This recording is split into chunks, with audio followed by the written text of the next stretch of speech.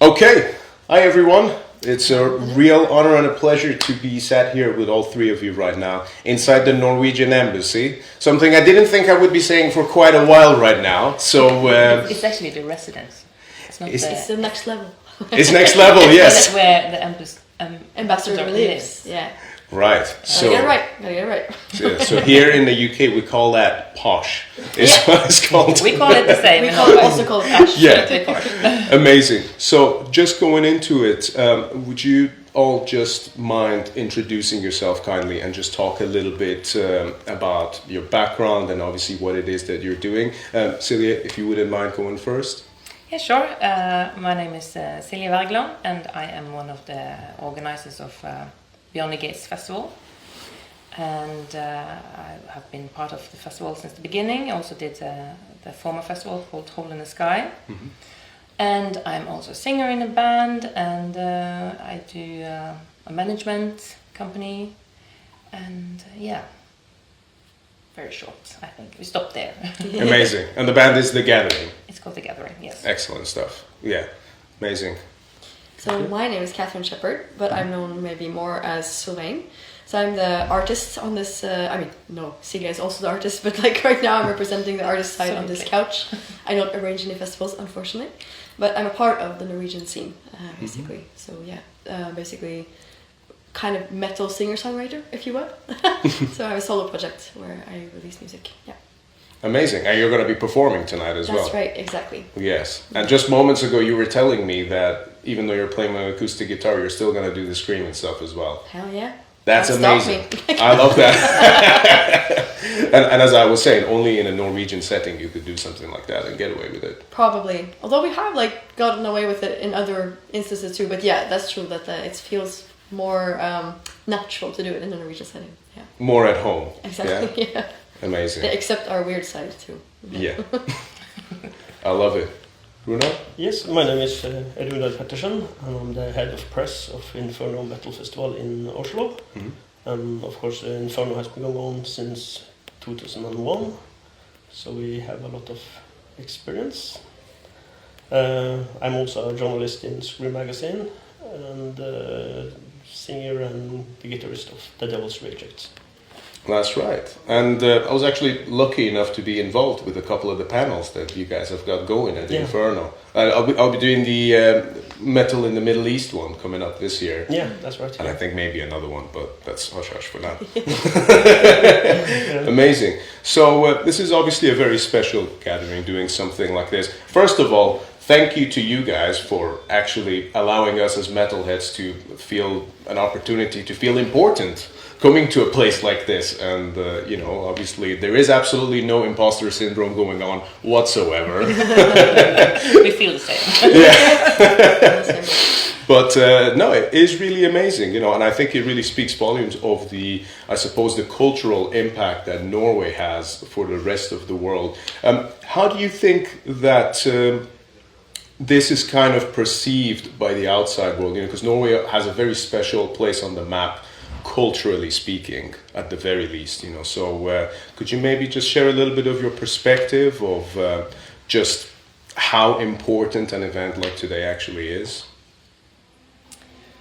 Yeah, how important is it?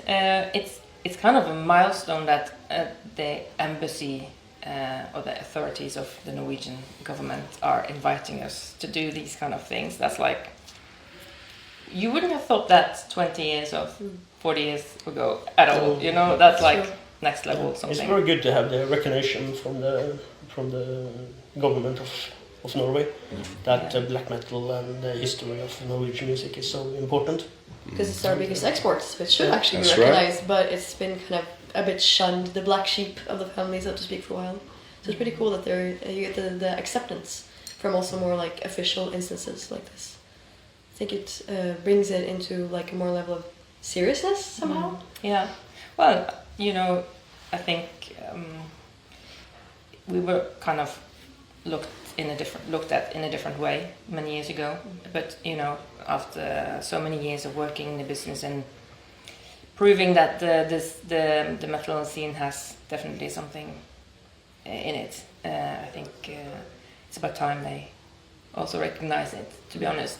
I remember the first year we did Hole in the Sky, which was like 2000, and we were asking a local brewery if they could sponsor us with beer, you know, for the festival. And they said, yeah, you can have a cradle, but you have to come and pick it up yourself.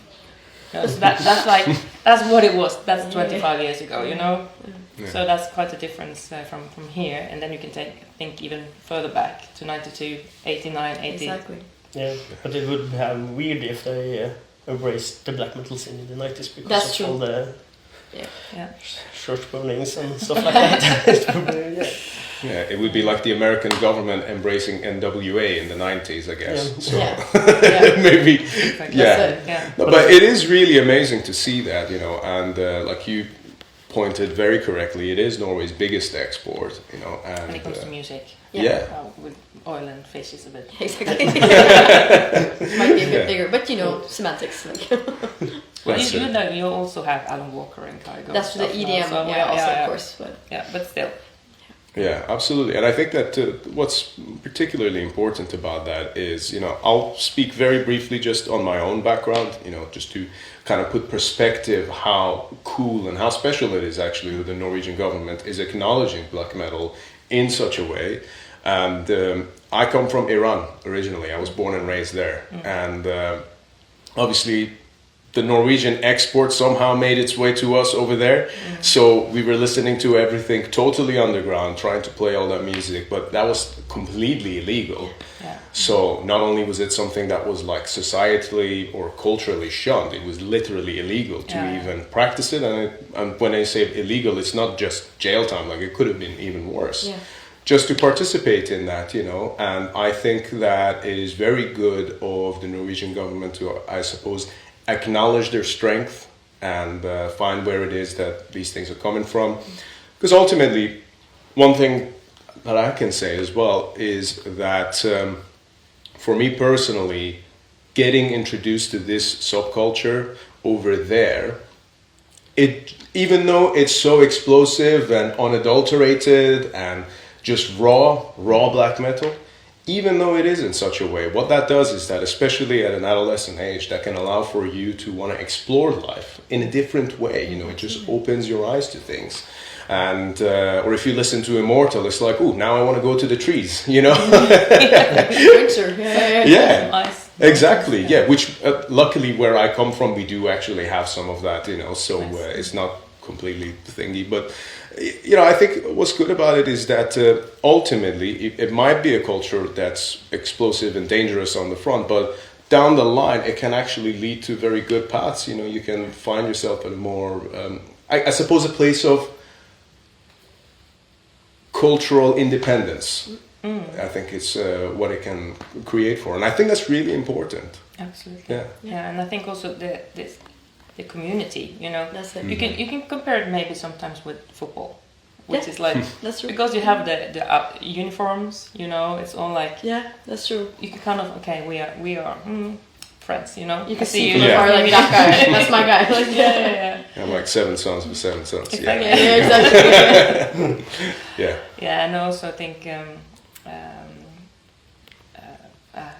I have something, but and also the scene which we hear a lot from being organizers. You probably hear the same, that our audience is the friendliest audience there is. I mean, we work in Grieghall, the Hall of Grieg, you know, which is like a very fluffy place, if I can use that word, for, you know, orchestras and opera and stuff. And they say, like, having you guys here is like the best audience. Yeah. You're so friendly, you drink with both your hands, spend a lot of money, you know, and it's like a win-win for everybody. Yeah. So it's like nice community. Yeah, and that's from all over the world coming. That's okay. It's an international thing. So we have more people coming to Inferno than Norwegian. I think we had like 60% last year from outside of Norway. That's incredible. Yeah. And you also have a great hotel that kind of complements that as well. Yeah, where the conference. Absolutely. I mean, I've never been somewhere where it's a 5-star hotel and you walk in and they're playing Bathory in the lobby. You can't make it up. That's also something that's changed over the years, I suppose. Like, that's become a good partner for you guys. Yeah. But it's also something that probably wouldn't have been happening maybe like 20, 30 years ago. It's something that's a place that's that posh, I guess, would be like, yeah, sure, let's have a metal festival based around this hotel. Yeah. Absolutely. Yeah, I mean, just seeing some of the shows at Grieghallen last year was just absolutely phenomenal. Did you like it? Yeah. Oh my God, yes. Yeah. I mean, the acoustics of the place, that venue is just insane. I mean, Bergen alone is just such a beautiful city as it is, you know. I mean, it's kind of like one of those, once you go there and you realize that all these black metal bands came from there, the question isn't how did they come up with it, but it's like, how can you not be inspired by the scenery and the nature here, you know? And I remember when I was watching Djevel, I was sat at the top, and they switched off all the lights, so it was only like a tiny bit of light from stage. And because that there's a little bit of a slope going down, you've got the perfect view, and you get to really soak in the atmosphere, and it's just fantastic. Rockefeller is a bit like that as well, because you kind of get to look down. When we were watching Dimmu Borgir last year, it was perfect, you know. So for some of us that might be a little bit shorter than others, if a giant person stands in front of you, like one of those trees from Lord of the Rings, you can still actually see the stage. Yeah. It's amazing. It's a good thing. Yeah. That's it. And the sound is also great as well, I think. 'Cause that's important too, even though black metal started out, you know, by being recorded by potatoes, you know. It's great when you've actually got the right production. How does it feel? So obviously you guys are all musicians, as well as obviously working in the industry.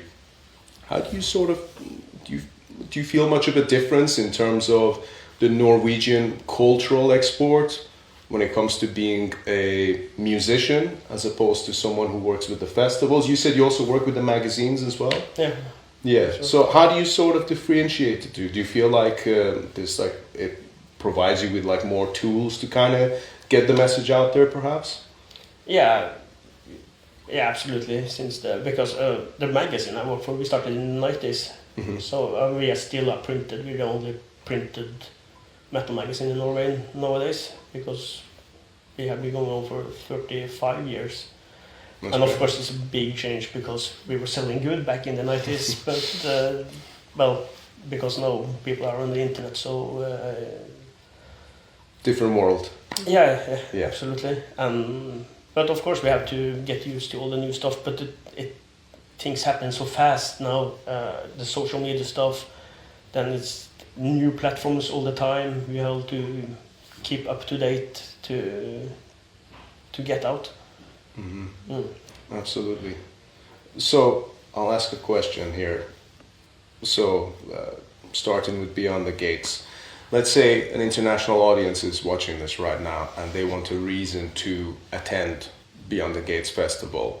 Why is it that it's special and it stands out, would you say? Well, it's a bit the same as Inferno. We have some of the most legendary bands coming from Bergen, some of the bands that created the metal sound, and also in Grieghallen, that venue we used, there's been this funny story, I'll tell you about it. But some of the most legendary and the English word, the sound creating the black metal, making the black metal genre sound, defining. Yeah, was recorded in Grieghallen. That's right. And the funny story is that Pytten, the producer, he was having a phone call from a colleague. He was a teacher back then and also producing music, but not black metal, obviously. And his friend called him and said, "You know, my son is in a band and he needs to record some music. Would you be interested in just listening to it and see if you could do something?" And that was, you know, Old Funeral with Tore Atseth's father, you know. And Pytten was like, "Okay, yeah, I can listen to it." And he got this demo cassette and he was like, "What the fuck is this? I have no idea, but let's try," you know. He was open to it and he gave the kids a chance. And then you had several more records recorded because it was word of mouth, isn't it? Yeah. And so, you know, if Pytten said no that time, the sound would probably be totally different. That's true. There would be somebody else influencing the young guys that was having their visions about how it was going to be, and so that was created in Bergen. I think that's really like Mayhem, for example, the Mysterium of Satans. The album was recorded there, and Emperor and Immortal, and yeah. So, and also of course, since you have all these, you have the bands that was based also in Bergen. It's nice to come, and Bergen is a very small city compared to other big cities, and you can meet your heroes, in the pub, and it's like kind of intimate, the whole thing, and I think people like that. And also you have the scenery, you have the nature, you have people coming from everywhere in the world, and it's like a reunion thing every year. Yeah. Absolutely. I remember being outside one of the venues at Beyond the Gates, and I was just stood there with my friend waiting for an Uber because we were going to go check out the church. Yeah, obviously. That's another thing that obviously people can look at. That's true. And we were there, and then just across the road, Necro Butcher was walking past, and he was kind of hunched back, and he just looked. He just went like that, and he just carried on walking. I was like, look, you never see that anywhere else in the world. That's true. Yeah, that's incredible. For like a black metal fan, I think it's like, it's a dream. What would you say is the case for Inferno if people wanted to come and check out the festival from abroad? What's something that makes Inferno Festival stand out, do you think? Well, it's the the festival is kind of the it's if you're a black metal fan, I think that's the place to go to, because that's where we have big bands playing on a relative small stage, like Satyricon and stuff like this year, and they are on their home turf. This is the place to see them on the home turf, and we also have the conference, so there are a lot of things happening. There are drum clinics. You can see we have like Frost having a drum clinic for the audience, teaching people how to play like him and stuff like that. And she also had like a vocal session. Right, yeah. You did, yeah. Teaching so we have like a banshee in the woods. That's right. Yeah, I remember being in the lobby of the hotel, and all I heard was in the background. I was like, that's Kathrine. Normal. Yeah, totally. It's amazing. You also have Nascent Blood Records in Oslo as well. So it's not, there's all the activities in the festival, but there's, again, all the sites that people can see as well. Anders Odden is doing the black metal tour, so if you want to know all the places and go with a bus tour to see the important places where it happened back then, that's maybe something to take the tour. Yeah. Absolutely, yeah. And it truly is amazing, just as a fan, it's a real treat. Doesn't matter where you are from. If you're interested in black metal, I think both places are highly recommended if someone's never been there. Even if you just get the one chance of a lifetime to attend either one, I would highly recommend it. Thank you. I should also bring up that we are very organized, so everything is starting on time. Everything. Yes. Yeah, that's true. Yeah. Absolutely. Yeah. Never once at either festival I saw any band even go like a second over. Yeah, like when Candlemass were on, we were waiting there. It was like, okay, 10:30, boom, they're on stage, and it was like no waits or anything. So everyone's heard of German efficiency, but I think Norwegian efficiency is kind of starting to take over now. So there we go. Nice. Amazing. Kathrine, you looking forward to performing for us tonight now? Yes, I am. It's always a bit like peculiar performing in a bit of a different setting. So I always think it's a nice challenge. And now today I'm doing it completely unplugged. So it's always that in itself is an interesting thing. Now in this kind of context just adds to how interesting it gets. Yeah. And I know that some people were a bit afraid that I would be able to keep people's attention. I was like, give me a shot, just wait. Oh, but you're gonna nail it. I think it's gonna be okay. I've seen you before. But I'm looking forward to it. Like, it's gonna be cool, and it's a privilege to be able to play in a place like this. That doesn't happen every day, so it's gonna be fun. Amazing. Well, you were just playing in a Belgian church, right? Yeah. It's an interesting period of my life right now. Yeah. Cathedral in Belgium last week. Now it's the embassy, and then tomorrow I head off to Vancouver to start a North American tour. So amazing.